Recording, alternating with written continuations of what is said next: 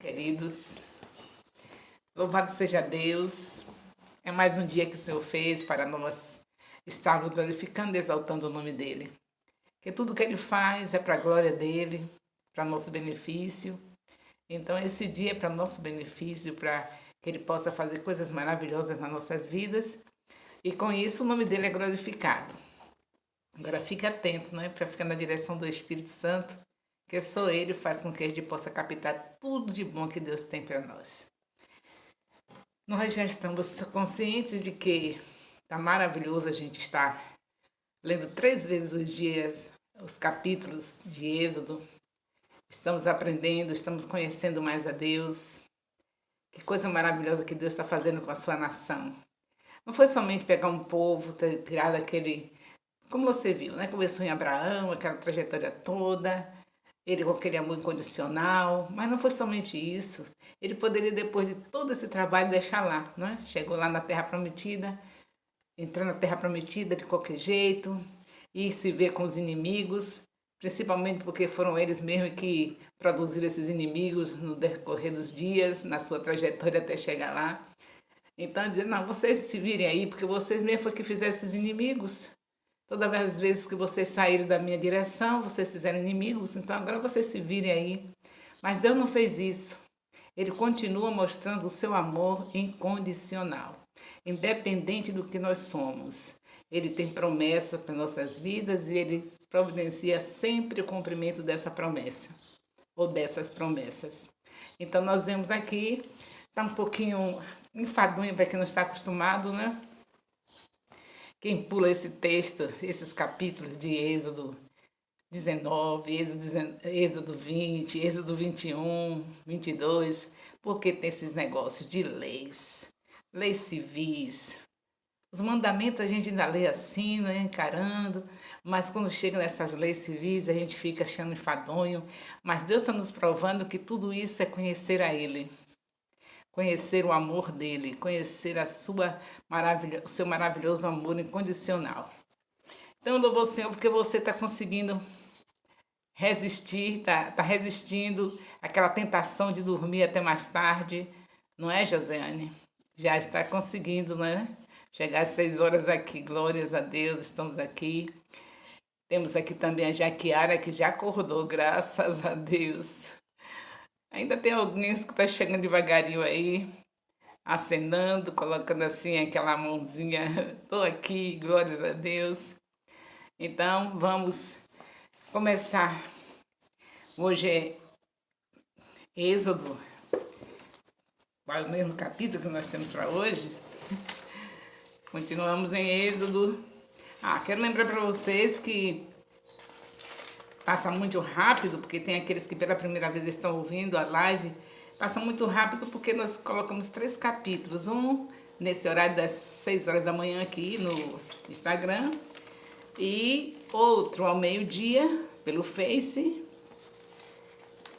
e depois às 18 horas novamente aqui no Instagram.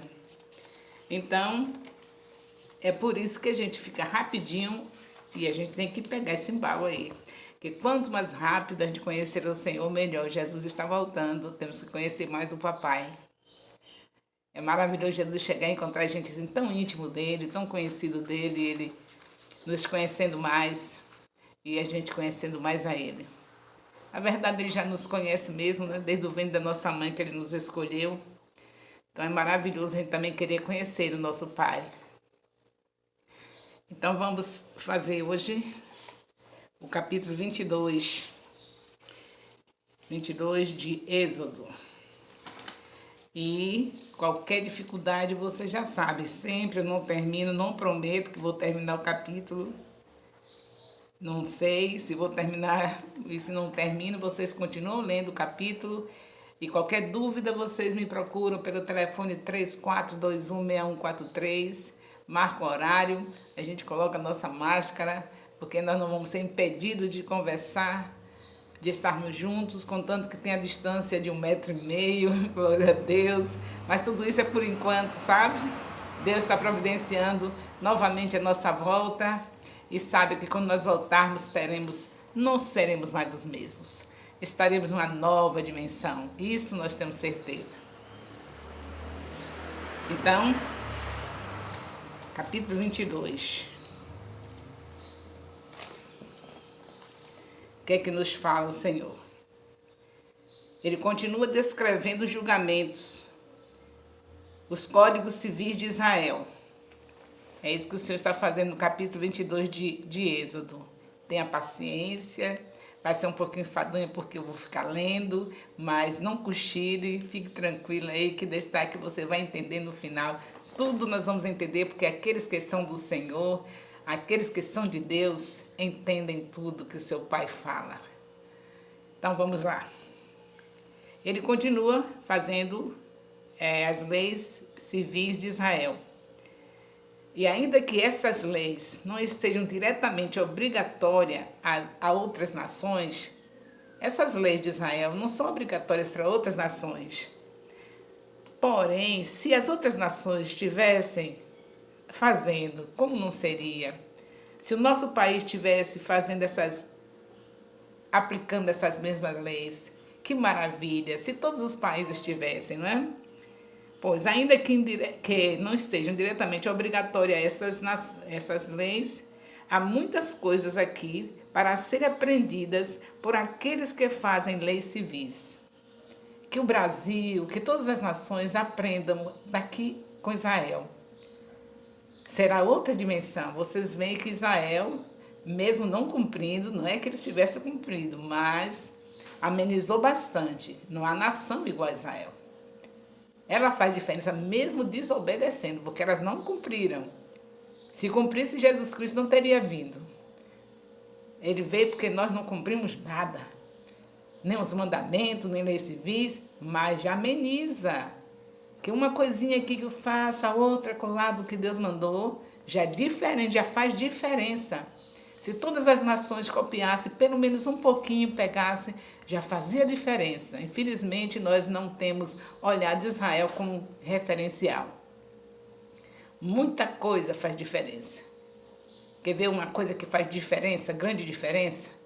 Grande diferença. Eles criam os filhos e preparam os filhos para casarem assim que entram na adolescência. Faz uma diferença muito grande. Você não vê a prostituição, você não vê nenhuma adolescente grávida sem ter um marido. É diferente. É Deus sendo o rei, o presidente de Israel. Se eles deixassem realmente tudo quanto esse presidente, como esse rei, que eles só tinham esse rei, quando foi dado essas leis aqui, eles só tinham a Deus, não tinha governo nenhum. Lá adiante vocês vão ver quando eles acharam, se enjoaram de ter Deus como seu rei e pediram um rei, danificou tudo. Mas aqui eles tinham somente a Deus para determinar tudo para eles. E Deus decidiu que os filhos eram criados com a palavra inculcada. Tinha que inculcar. Então, quando chegava a adolescência, eles estavam como se fossem adultos, preparados para a vida. E por que Deus fazia isso? Porque Deus sabe que quando um jovenzinho ele chega na puberdade, quando ele já começa a ejacular, fica difícil para controlar, fica difícil para não querer estar tendo uma intimidade com uma mulher. O homem vai querer, chegou à puberdade, ele quer isso. Não gira outra coisa na cabeça deles que não seja isso. E Deus que fez o homem sabia muito bem, preparou a sua nação para não deixar os seus filhos se prostituírem. Na adolescência eles estavam preparados para casar. Ah, se todas as nações fizessem isso. Quantas coisas tinha evitado, o nível de prostituição, as crianças abortadas, tantas coisas têm acontecido porque nós não temos Israel como referencial. Aí o resultado, você vê que até a Virgem Maria, não é? Santa mulher de Deus, com certeza, não foi escolhida uma mulher qualquer para emprestar o ventre para Jesus Cristo estar sendo gerado. Você sabe qual a idade que ela casou? Você pensa que ela casou com 20, 30 anos, foi? Ela casou na adolescência. Porque era assim que Israel foi preparado para ensinar os seus filhos. Mas note bem, as mães não saíam de casa, trabalhavam, ajudavam seus maridos dentro de casa. Elas ajudavam nas finanças, fazendo tapeçarias, fazendo tudo dentro de casa para cuidar dos seus filhos. E a ordem era sentado, levantando, deitando o tempo todo, inculcando a palavra aos seus filhos. Eles tinham a palavra tanto escrito nas cortinas, nas paredes, nas portas, como também sentavam para ensinar a Torá, ou seja, o Pentateuco. E quando chegava a adolescência, eles tinham já também preparado financeiramente para o rapaz e a moça estarem com situação financeira boa, preparavam também isso, para poder casar-se. E aí você não encontrava nenhum aborto, queridos. Não via um adolescente tendo uma criança fora, sem ter um marido, nem um adolescente fazendo filho sem ser capacitado para casar. Era tudo diferente. Se as nações entendessem que Israel realmente é a cidade santa, escolhida pelo Senhor, e valorizasse Israel, era outro clima. Não é que não fossem desobedecer, que Israel também desobedeceu, mas tinha um freio, voltava, errava, voltava, errava, voltava. E Deus tendo paciência, no seu amor incondicional, e não adiantou. Não adiantou não, ele adiantou muito porque ela faz diferença. Mesmo com seus erros, seus acertos, Israel faz diferença. Você não pode negar e nem pode deixar de amar a Israel, porque Deus colocou Israel como referencial para toda a terra. Todas as nações devem admirar, visitar e honrar Israel, porque Deus é que manda fazer isso. Manda orar por Israel, manda estar com os cuidados sobre Israel. E ainda promete bênção para aqueles que fazem isso. É tão do interesse do Senhor que todas as nações copiassem, vivessem no mesmo sistema de Israel, que Ele ainda promete bênção para aqueles que fazem isso, que amam, que vai até Ele, que copia as leis, que fazem do jeito deles. Esses têm prêmio, são abençoados. Mas são poucas. Aqui pega alguma coisinha daqui e da colar. Você vê algumas nações pegando algumas coisinhas e já ficam melhor. Aquelas que conseguem pegar algumas coisas do que Israel tem de lei civil e dos mandamentos, já melhoram um pouquinho. Assim como Israel, eles também não cumpriram. Se cumprisse, Jesus não tinha vindo. Mas é diferente. Faz diferença Israel. As poucas vezes que eu fui em Israel, eu saio de lá fascinada de ver as famílias. Não tem pobre para dizer assim, minha mulher está na rua sozinha porque eu estou aqui como escrava e trabalhando. Não tem isso. São de escravos e as mulheres sozinhas com os filhos pela rua ou sozinhas sem os filhos. Não, eles são empresários. Eles saem com suas esposas. Se a esposa decidir que vai fazer compras tal dia, eles fecham a empresa, têm condição para isso. E saem com as suas esposas, com os filhos. Um empurrando o carrinho, outro na barriga e o mais velho tomando conta do menorzinho. Eles geram filhos com prazer. É diferente, o governo entende a necessidade de ter uma família saudável e eles investem na família. A partir do segundo filho, já a faculdade é paga pelo governo. Então, queridos, vocês precisam conhecer, nós precisamos conhecer a Deus. Deus não está de brincadeira, não. Ele deixou a nação na terra, um pedaço do céu. Só basta nós estarmos confiantes no que o Senhor faz. Ele fez isso. E foi dali que saiu Jesus. Nós podemos, no mínimo, considerar que foi dali que nasceu o nosso Senhor. Eu gostaria de saber se quando você tem uma terra onde nasceram seus pais, uma pessoa querida, se você não valoriza aquele lugar, quer sempre ir, não é? Tem uma amiga em determinado lugar, a gente está querendo ir por causa daquela amiga. Tem os pais em determinado lugar, a gente quer ir. Agora, por que nós sabemos que Israel é a nação santa, escolhida por Deus, onde nasceu o nosso Senhor e Salvador, e a gente menospreza e a gente ainda critica quem vai? Ainda critica quem vai. A ignorância, não conhecer Deus. Se conhecesse, ver que isso é um mandamento do Senhor. Todas as nações se renderem, ir até lá. Para abençoar Israel, para poder serem abençoados. E aqui nós estamos vendo leis civis que Israel tem. E que se a gente pelo menos copiasse uma delas, já seríamos diferentes. Mesmo sabendo que é o cumprimento, raramente nós fazemos, mas só pelo respeito. Só pelo fato de se interessar já faz diferença. Então, nós vemos aqui, capítulo 22 de Êxodo, que nós estamos, vemos que do capítulo 1 ao versículo 4 está falando do roubo, como se agia com alguém que roubava em Israel. Então, em Israel, o tamanho do rebanho é que determinava a riqueza adquirida. De acordo com o tamanho do rebanho que a pessoa tivesse, do gado, aí que sabia o quanto ele era rico ou se deixava de ser rico através do rebanho que tinha. Mas aquele que roubasse do seu vizinho fazia não só a restituição daquilo que fora roubado, como também pagava pelo tempo e pelos transtornos que causou na devolução. Então, tudo organizado. Não tinha esse negócio de alguém roubar do outro, não. Por isso que você chega lá em Israel, a mercadoria, o empresário, o dono da loja, eles saem, eles não fecham a porta, não. Eles vão almoçar, vão fazer os lanches dele, fica aberto. E aí, quando as pessoas passam, se tiver o preço, eles pegam e largam o dinheiro lá. Ninguém pega. Gente, pelo amor de Deus, a gente precisa conhecer esse Deus. O que ele organizou na terra é para ninguém botar defeito. O homem falhou, mas continua sendo ainda prioridade para Deus. Mesmo com as falhas do homem. Quando você vê os apóstolos, eu não tenho ido mais, já estou com 72 anos e a viagem é muito longa, mas fui quando eu estava mais nova e hoje, até hoje meu marido continua indo. Você já sabe por que é? Então, em vez de criticarem, oferte.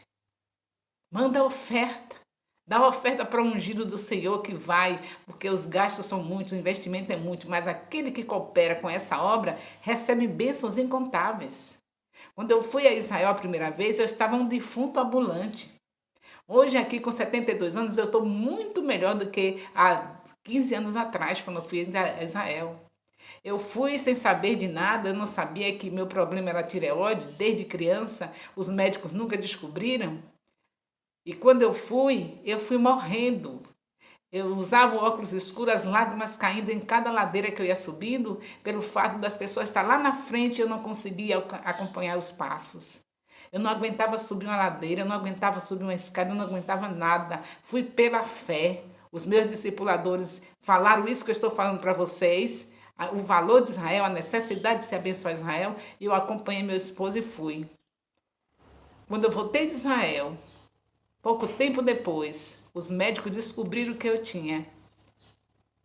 Descobriu que era tireoide, que eu já estava desde a minha infância e agora já na idade de 60 anos, no tempo que foi descoberto, com 63 anos. E aí o médico ficou admirado como é que eu estava viva. Não tinha condição de estar viva. Mas sabe como foi que Deus fez? Ele me deu a dieta de Israel. Quem lê a Bíblia conhece Deus. Quem procura estudar a palavra conhece a Deus. E se conhece a Deus, não tem como não prosperar. Não tem como não ser abençoado. Então, conheçamos e prossigamos em conhecer o Senhor, como está escrito. Está escrito com Oséias, capítulo 3, versículo 6. Conheçamos e prossigamos. Eu fui a Israel sem saber que eu já estava morrendo. Eu já sabia pelos sintomas, mas não sabia que era tão grave como eu estava pensando. Então eu chorava, o óculos escuro, as pessoas lá na frente, a caravana, e eu cá atrás. E meu marido, nós ainda fomos assaltados, quase íamos ser assaltados da primeira vez, não pelos israelitas, mas os árabes ficam lá, e os árabes, se a gente não tiver cuidado, eles roubam a gente. Aí uma turma de jovens árabes, como viu que estava o casal, eu e meu marido, casal de idosos, atrás e a caravana na frente, cercaram a gente para nos assaltar. E meu marido com todos os dólares no bolso. Não sabia, é a primeira vez que a gente tinha ido. E aí foi quando ele deu um grito pelo um irmão que ainda dava para ver. Ele já estava indo na curva e nós sozinhos cá, por causa de mim, que não conseguia andar.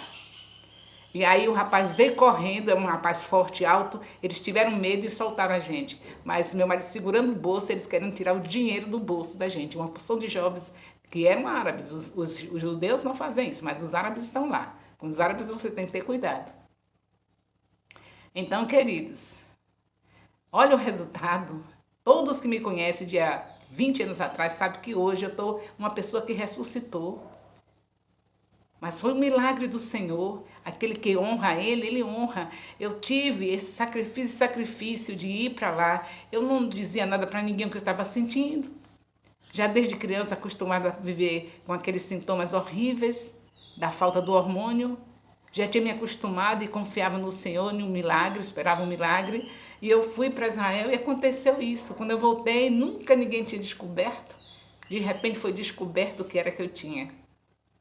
E hoje o Senhor me trata, que Ele faz como Ele quer. Ele sustentou a minha vida através da alimentação, que eu fiquei totalmente ligada na alimentação de Israel, que é saudável.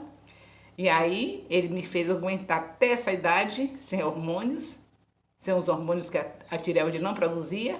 E quando eu cheguei, depois que o médico descobriu, passou o hormônio, que é o artificial, não é? Deus deu sabedoria ao homem e hoje eu tomo esse hormônio. Mas eu continuo na alimentação saudável, não fiquei me exibindo porque já estava tomando um hormônio feito pela mão do homem, que agora ia deixar de continuar com o método que Deus me manteve a vida, que foi a alimentação. Então, eu continuo com minha alimentação saudável, sacrificial. Nada do que que eu gosto e que você gosta eu como. Só como as coisas que são saudáveis. Então, eu estou aqui mostrando para você os cuidados de Deus. Até isso Ele fez para os israelitas. Então, quem roubasse já sabia como é que ia se comportar. Ia ter que devolver o que roubou, restituir pelos danos que causou. Aí você vê, você vai acompanhando aí, Êxodo capítulo 22. Então, a restituição é um preceito faltando em nosso Código Civil. Isso nosso código não existe, né? Restituição. Você lembra de Zaqueu? Zaqueu estava cumprindo essas leis. Mas se a gente não estivesse conhecendo a Deus aqui, com mais um estudo, você sabia disso? Um publicano, um homem sem Deus, ladrão, mas entendia as leis. Estava fazendo o contrário pela sua natureza pecaminosa, mas quando se converteu, o Zaqueu, lembre bem, hein? Quando ele se converteu, é Lucas 19, não é? Quando ele se converteu, ele disse, restituo. Aí a gente fica achando um ato fantástico. Não veio da cabecinha dele, não. Veio de uma lei que ele tinha consciência e que não cumpria. Roubava, mas no dia que encontrou com Jesus, ele restituiu, que era uma das leis. Quem roubasse tinha que restituir. Então nós vemos que Deus realmente tem uma nação especial, queridos. Se você não pode ir, ore por Israel e ore por aqueles que vão. Você já está orando pelo apóstolo Elias, que todo ano vai? É uma viagem sacrificial, nós vamos pela fé, porque confiamos que Israel é a escolhida de Deus e que foi nele que nós somos enxertados. Se Deus não tivesse vindo para Israel, ai de nós. Nós estamos na carona, pegamos a carona. Então sejamos justos na justiça do Senhor Jesus. O Santo de Israel está em nós. Então amemos o que Ele ama. Então nós vemos aqui só leis e você fica enfadado de ver, mas não fique não. Leia cuidadosamente e deseje isso ardentemente para o seu país. Que os governos de todos os países abram os olhos e copiem Israel. E que não faça como Israel errando. Aprenda com os erros de Israel. Toda vez que Israel erra nessas leis, ele sofre a consequência. Aqueles que vão copiar já têm a vantagem de observar os erros de Israel, que vê que todas as vezes que eles falharam, eles foram punidos. Então nós vamos copiar e não vamos falhar, vamos tentar viver na direção do Espírito para que ficarmos realmente cumprindo tudo isso. Que vai ser diferente, queridos. Veja o versículo, capítulo 22 de Gênesis, ou de Êxodo, pelo amor de Deus. E o versículo de 7 a 15. Aqui estão bens em depósito. Estas leis são autoexplicativas. Note que o juramento em todas as nações é um reconhecimento do poder, reconhecimento e justiça final de Deus. Em cada dessas leis, você sabe que tem que reconhecer a justiça final de Deus. Nos versículos 16 a 17, você vê a sedução das virgens. Tinha essa lei também. Hoje, dentro da igreja, você vê o varão que está lá pulando e saltando na frente do povo, tira a virgindade de uma moça, ele não quer nem saber, para ele foi normal. Eu já tive a oportunidade, infelizmente, eu tive essa oportunidade de ver o rapazinho no meio da igreja. Eu acompanhava a menina, ele tirou a virgindade da menina, depois, para não casar com a menina, foi para outro ministério e acabou. Estava tudo resolvido. Em Israel era assim, casava. Isso vem algumas pessoas, algumas nações ainda copiam um pouquinho disso aí, né? Mas, em geral, ó, não levam a sério, não. Pensa que Deus colocou uma membraninha na mulher, foi por brincadeira. É algo muito sério, a virgindade. E é por isso que eu estou dizendo, ensina os seus filhos para quando chegar na faculdade, aquela que ainda chega virgem na faculdade, vai encontrar o maior terror. Vão tocar terror em cima dessa pessoa. Você é bestalhada? Você, Maria, vai com as outras? Você ainda é virgem?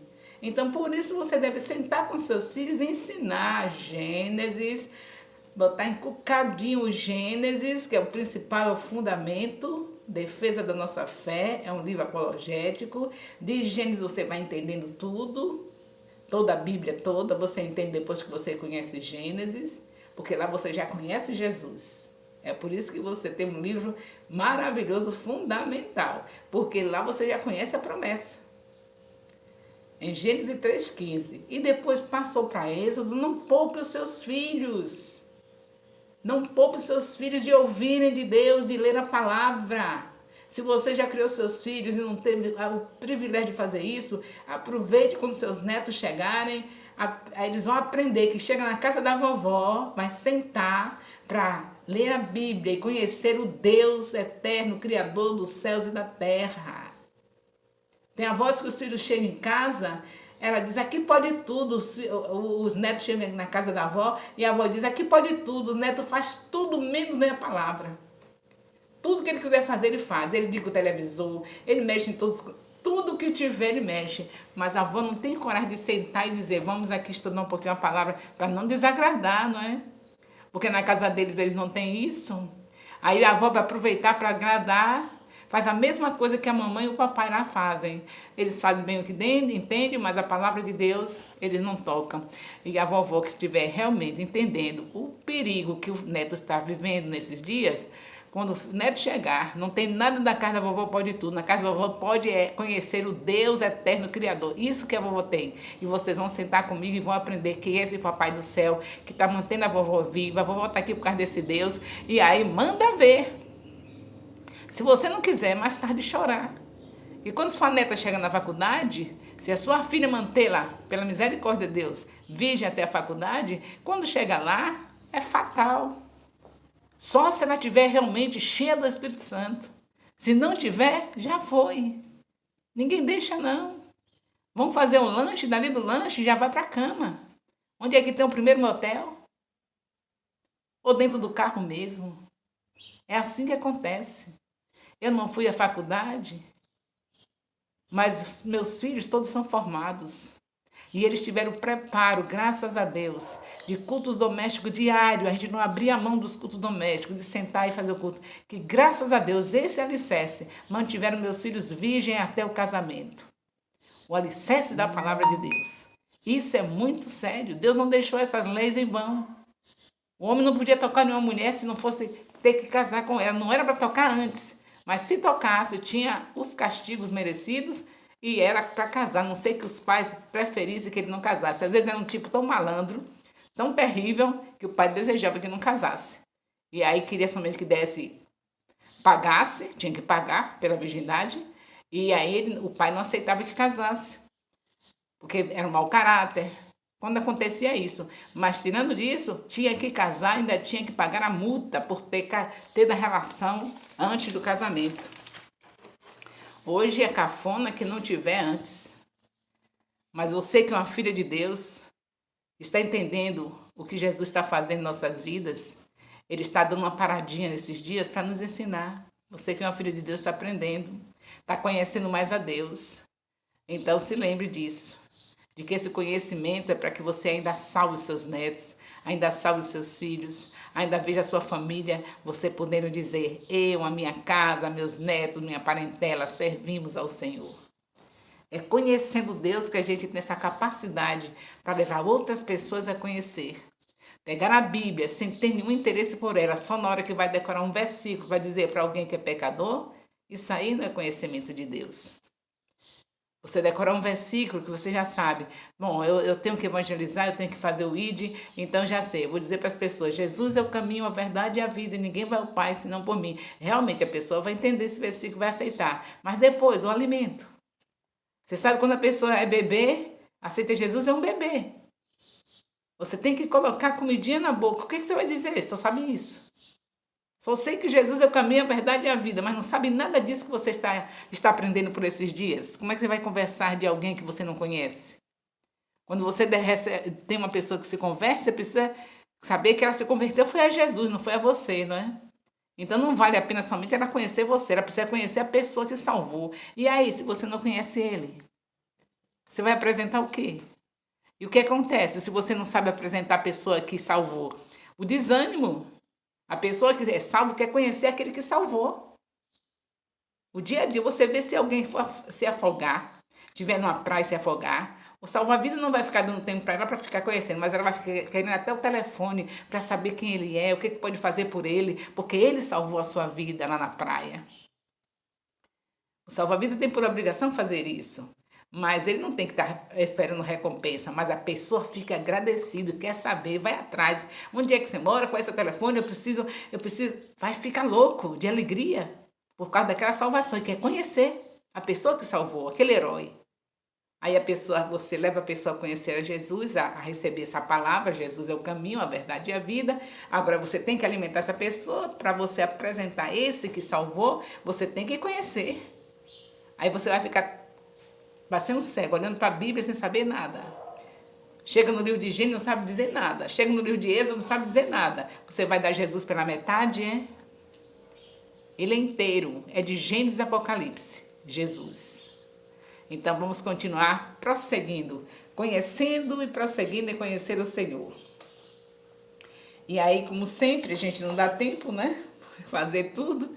Eu já sei disso, já vou logo avisando a vocês desde o começo que vocês se preparem para ler o restante do capítulo. E aquilo que não entender já sabe, procura saber. Eu estou disponível, o apóstolo Eli está disponível, nossos vídeos estão disponíveis. Você já sabe que eu não mando mais vídeos para os grupos, mas o YouTube está lotado de vídeos sobre o livro de Gênesis, sobre esse livro de Êxodo, até esse capítulo de hoje já vai estar no YouTube. Está lá lotado de conhecimentos que você pode receber mais ainda e pode passar para as pessoas que estão ao seu redor. Quando alguém se converter, que você levar alguém a Jesus nesse dia de hoje, por exemplo, você já começa a pegar os vídeos sobre essas lições e começar a passar para as pessoas.